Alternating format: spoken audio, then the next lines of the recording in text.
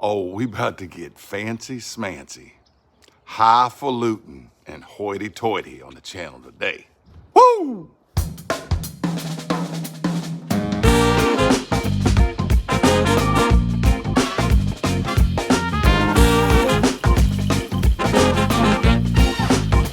Hey, welcome to Big Lou Barbecue. That's things I want to do. And what I want to do today is cook a prime rib.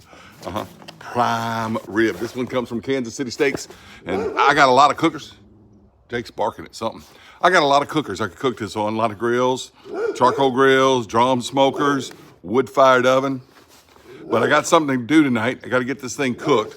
I saw Jeff at Armadillo Pepper cook one in an hour and 45 minutes in this Char-Broil Big Easy. So that's what we're gonna do, cook one in a Char-Broil Big Easy. And I don't wanna mess it up because I had some steaks from Kansas City Steaks, had some ribeyes, had some New York strips, and I had some Filet Mignon. And the Filet Mignon came out good. I messed the ribeyes up. And I could have done better with the New York strips. I'm gonna do perfect with this. So it comes in this box like this right here, okay? It doesn't have the ribs on it.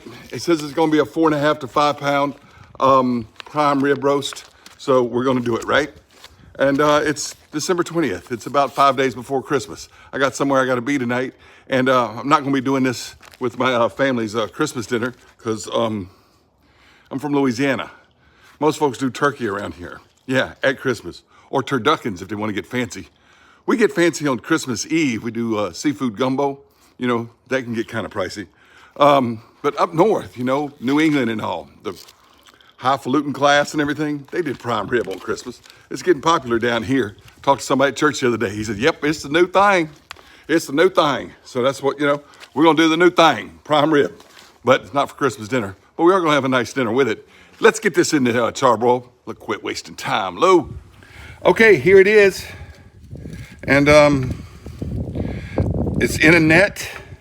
So I'm not gonna do any trimming. I'm gonna leave it in this net to cook. All right. But I'm gonna put some oil on it. I've got some pecan oil here. And everybody, the Kansas City Steak did not say put oil on it, but everybody I saw that cooked one in the Char-Broil Big Easy did. All right. And so I'm putting, you know, Kenlock pecan oil on it. If I'm gonna have a prime rib, I'm gonna put the best oil on it, all right? Kenlock pecan oil right there. All right. Now, I did some reviews on Kansas City Steaks, and I gotta tell you, I like the Filet Mignon, but the best thing about Kansas City Steak was this steak seasoning. I wish they'd sell this stuff in a jar. I think I would buy some. It is good. I gave you my honest opinion on Kansas City Steaks the other day, and the Filet Mignon was good. Ribeyes were too thin. You can see that whole thing, but this steak season is delicious. Yum, yum, yum. So, you know what? Get it under inside that net. I don't want to. Why waste it on the string, you know? Get all in there. Get all in there, get all in there, get all in there. Get all over it, get all over it, get all over it. Don't want to waste any of this stuff. Get all over it. It really is a good steak season. Look at it, y'all. It's awesome. And it's gonna be good on this prime rib too. Sure is. All right, I need to do a turducken on my show. I was gonna do one this year. I've run out of time. I think next year I'm gonna do a turducken in my wood-fired oven. But right now, get this. Fat cap up, fat cap down. We'll go fat cap down because the heat's coming from the bottom. All right, let's get a probe in it and get it on there. All right, I'm gonna put some pecan oil on this brush here. Brush it on these basket grates, just like that. All right, grab this roast, set it in there, fat cap down, get the chef alarm probe. I'm gonna go in just kind of at an angle, but toward what I think should be about the center. That feels like the tip should be in the center. And I'm gonna pull it out of here when it's about 128. That's what Jeff said on Armadillo Pepper, 128. All right, here we go. I did have it preheated. Ooh, that's hot already. All right, now this is my chef alarm. And what's gonna happen is I'm gonna set an alarm right there, but I'm gonna push set temp, and then that's blinking. I'm gonna go down, I want this 128, I'm gonna pull it and let it come up to about 135. And hold that down and it'll just go like that. Because we had it 350. I was doing some fish and chips last night. So I had it up at 350. I was using it as an oil thermometer last night. All right, 128. Alarm on. Set temp, alarm on. I'm set it right over here on my propane tank.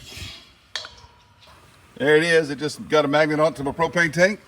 And right there. Now, I'm not going to use the lid. It's about 52, 53 degrees. We had a cold front come through, but I don't think that's cold enough. However, once it starts getting into the 120s and I don't think it's brown enough on top, I will throw the lid on there for browning. Yep, we're real close. A lot of people would pull at 125. I'm going to go ahead and put the lid on it for those last 3 degrees. Real close. I'm about to pull it. Now look, it tells me a high and low temp. So it's going to go on up because I'm going to leave this in there. And so you see it's at 127. When it gets to 128, it'll say 128.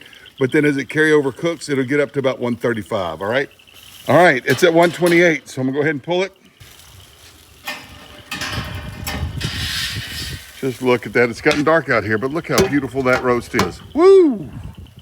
Y'all, smells fantastic. I'm going to take it in, do my best to tin it while it's in a basket, and let it rest about 10 minutes until it gets up to 135. It's already carrying over cooking. All right, so here we are. Now the chef alarm told me that it got up to about 149 as it rested, even though I pulled it at 128. Maybe I should have pulled it at 125. But that's a little much, but you can see juices coming out of it, so that gives me hope I haven't overcooked it. Sure hope I haven't not ruined this expensive piece of meat. Anyway, not that it's a bad price at Kansas City Steaks. It's probably one of the better values I saw there. I really was impressed with the filet mignon they gave the other day. But I wasn't impressed with the ribeyes, but I think I'm gonna be very impressed with this. Smells delicious, and that steak seasoning they have at Kansas City Steaks, they do sell in 6.5 ounce bottles. I think I'm gonna order me one because that's some of the best steak seasoning ever. All right, so here we go. That's what it looks like. That's what the fat cap looks like.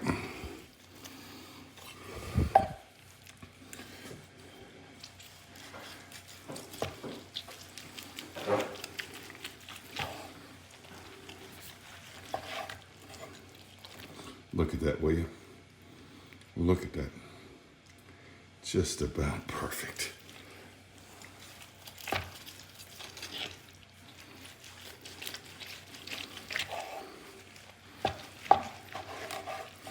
Look at that. Oh yeah. Oh yeah. We're doing great.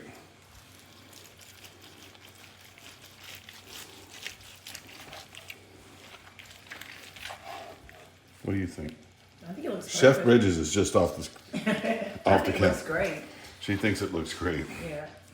So that center is here. Yeah, I don't think. It got a little brown on the outside, but that's to be expected when you do one in the Big Easy.